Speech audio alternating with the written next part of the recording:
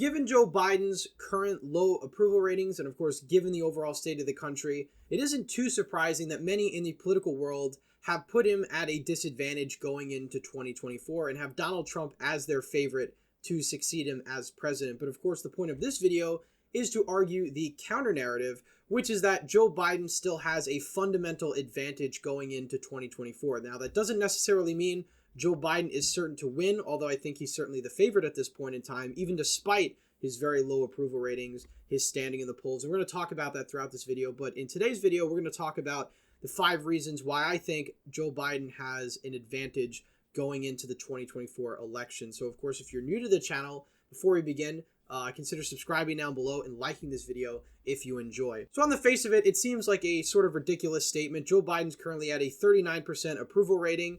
In the RCP average against Donald Trump, he's down by around a point or so. And of course, Republicans tend to do more poorly when it comes to the national popular vote. So the fact that Donald Trump is ahead is pretty surprising, although I will argue that there is a significant factor with Robert Kennedy Jr. on the polling question here. So that does sort of skew things a little bit. And in some ways, gives Donald Trump the edge. In some ways, it gives Biden the edge. But overall, Donald Trump is beating Joe Biden in the 2024 polls, yet I still think he has a disadvantage against Joe Biden. Now, the first advantage I think Biden has is the fact that he is an incumbent. Even though he has an approval rating underwater, he's still the man at the helm, and every policy, good, bad, or indifferent, that gets passed, or every political issue that happens in the U.S. ultimately is going to get turned on him. Now, as an incumbent, of course, if his approval rating does rebound and improve, he could certainly take a victory lap. If gas prices go down, inflation goes down, voters may see Joe Biden as the culprit for that. But having an incumbent does sort of give voters the default option, those undecided voters at the last minute. Who would they rather choose as president, the current president or the other guy? And incumbents, over the last 3 cycles they've run for re-election, have always overperformed their polls. If we go back to 2020, for instance, Donald Trump was then the incumbent. Biden was up in the RCP average by 7 points. He only ended up winning the popular vote by 4.5.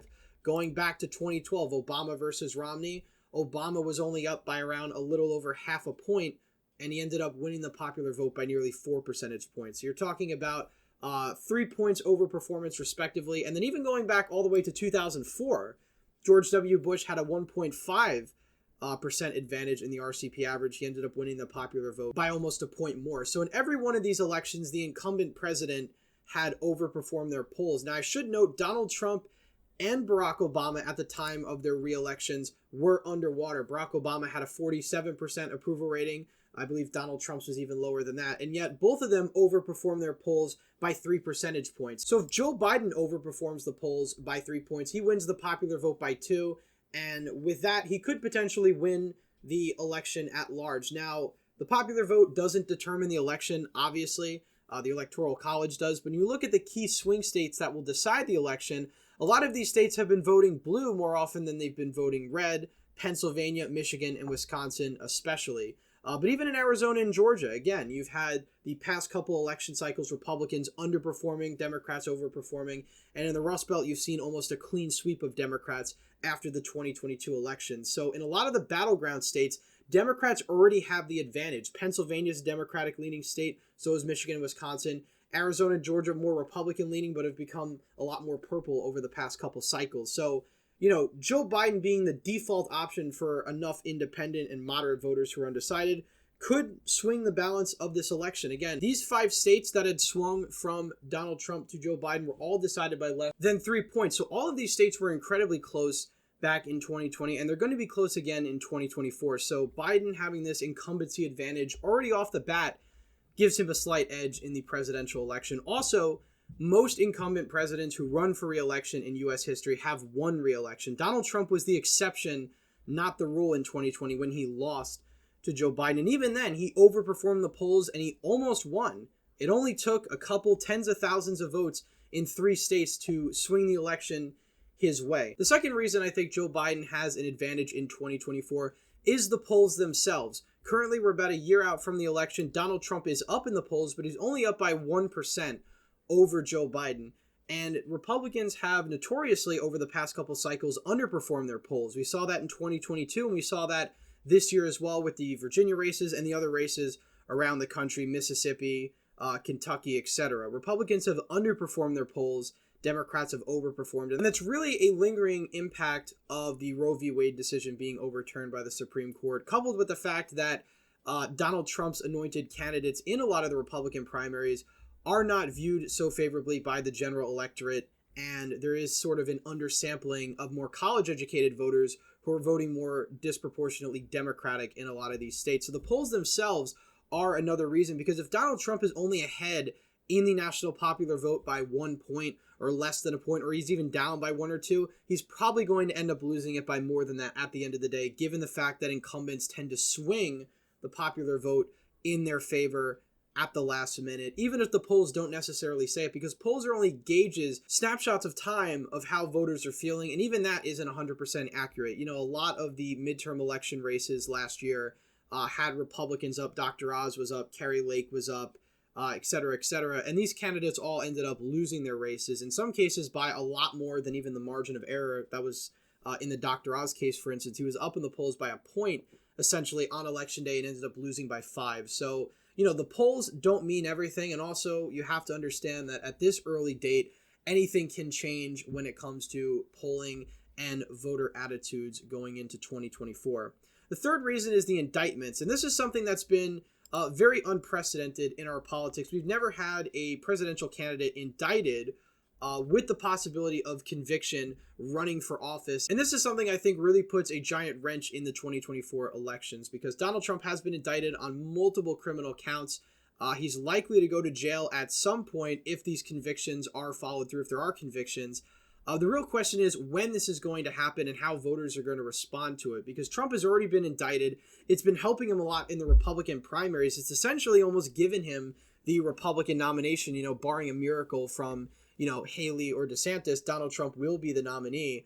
And if these indictments turn into convictions before the general election, it really puts this country in a perilous position, because Donald Trump would be a major candidate for office, potentially in prison, while the election is going on. And there's no law in the United States that says a presidential candidate cannot be in jail when they're running for office. So theoretically, Donald Trump could run a presidential campaign from prison. However, voters would most likely not vote for a candidate who was convicted of criminal charges. Obviously, Trump's diehard supporters are going to. When you're talking about independent, moderate voters, those on the fence between Joe Biden and Donald Trump, when Donald Trump is literally in jail versus Joe Biden, who's somebody they see as maybe incompetent, maybe not the best fit for the job, but when they compare it to Donald Trump, they're probably going to go for Joe Biden, the default option, over Donald Trump, the candidate in jail. And a lot of polls that we've seen over the past couple months have illustrated that fact. You know, Donald Trump and Joe Biden are in some cases neck and neck, or Trump's even leading. But when you include the caveat of if Donald Trump was convicted,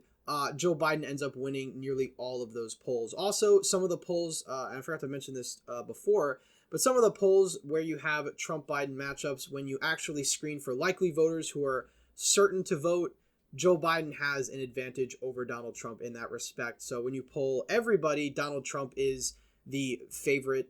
But when you actually look at people who are likely or certain to vote, Joe Biden does a lot better. And in some cases, Joe Biden actually beats out Donald Trump in those scenarios. The fourth reason I think Joe Biden is at an advantage in 2024 is because of the demographics of this country. By 2024, 2016 will have been 8 years ago, and millions of new people have been born in America, have turned 18 in America, and millions have immigrated to America and become citizens in that time.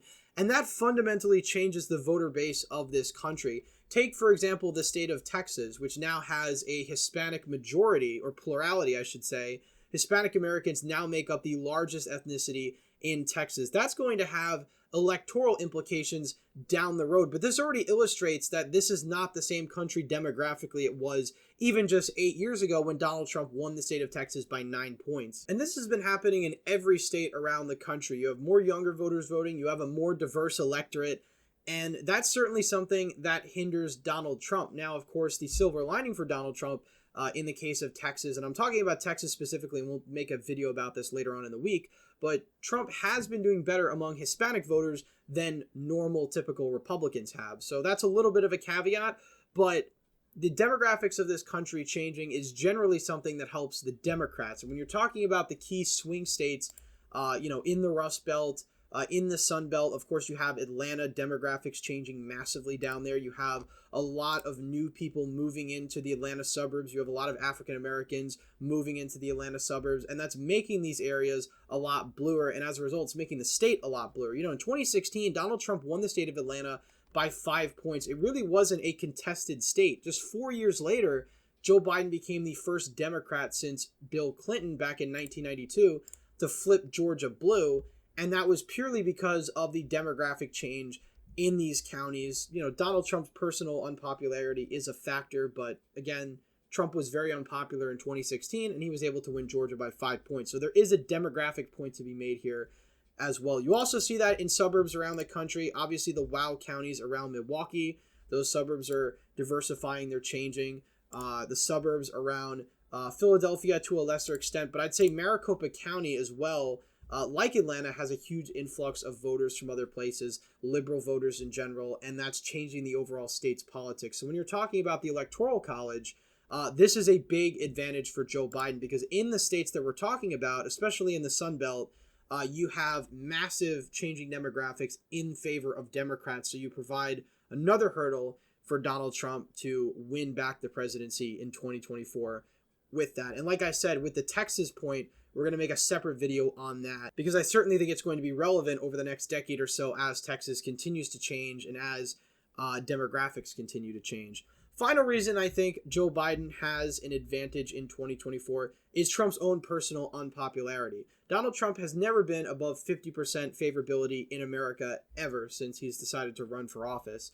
And if we take a look at his current favorability, he's currently underwater by 10 points. Now, compared to Joe Biden, that's pretty good, because Joe Biden is underwater in some cases by 15, almost 20 points. But this doesn't necessarily mean that Donald Trump is going to win the election purely because he's less unpopular than Joe Biden. American voters at this point in time know who Donald Trump is. They know who Joe Biden is. And with the indictments, like I talked about earlier, and the other issues facing the country, they may decide, with the indictments and the other issues I talked about earlier, they may decide to go with Joe Biden just because they're afraid of the prospect of Donald Trump returning to power and sort of going on this retribution tour. And Donald Trump's unpopularity has been his biggest hurdle throughout his political career, because normally the candidates Donald Trump is going up against on the Democratic side aren't exactly popular either. If Donald Trump had a net neutral favorability, he would probably be running away with the 2024 election. But just because of the fact that more than half of American voters despise Trump, do not like him, and wouldn't vote for him, is already a massive roadblock. Because if you're not able to convince about half the country not to vote for you, you're really working with a very small pool of malleable voters in that sense. If Donald Trump was a more popular figure, this wouldn't really be an issue. But Donald Trump's unfavorability is a massive drawback. It's especially apparent in the suburbs, and there's been massive suburban erosion for Republicans because of this fact. Again, Gwinnett County, for instance, in Georgia, was a Clinton +6 county. Back in 2016 and 2020, it was a Biden +18. And you see suburban erosion like this all over the country. Now, part of it is demographics, like I said, but we can even go to suburbs that have been changing less demographically. Chester County, for instance, it's been getting more educated, but the demographics aren't too much different than they were back in 2016. Joe Biden up by 17 points here. In 2016, Hillary Clinton was only up by 9. So there's a massive barrier for Donald Trump because of his low favorability ratings around the country, and it's apparent in the suburbs, but it's really all over the place around the country. Now, again, the saving grace for Donald Trump could be the fact that Joe Biden is just so unpopular that it negates the negatives that I just listed out before. But because of those reasons, I still think Donald Trump is at a disadvantage. I think Biden just has the fundamental advantage in 2024. You know, incumbency, I think, is probably the biggest one, then maybe the demographics, the indictments. But all of these factors put in together, Joe Biden is not in the worst position to win re-election. He still has a very decent chance, and I think he has an over 50% chance to win at this point in time. Again, we're about a year out from the election. Obviously, comment your thoughts down below. But I still think this is Biden's election to lose, not Trump's election to win. But of course, we'll ultimately see, and we'll talk about this, obviously, as the election gets closer. Anyway, that's it for today's video. Please leave a thumbs up if you enjoyed. Subscribe to the channel if you haven't already. As always, again, thank you all for watching, and I hope to see you in the next one.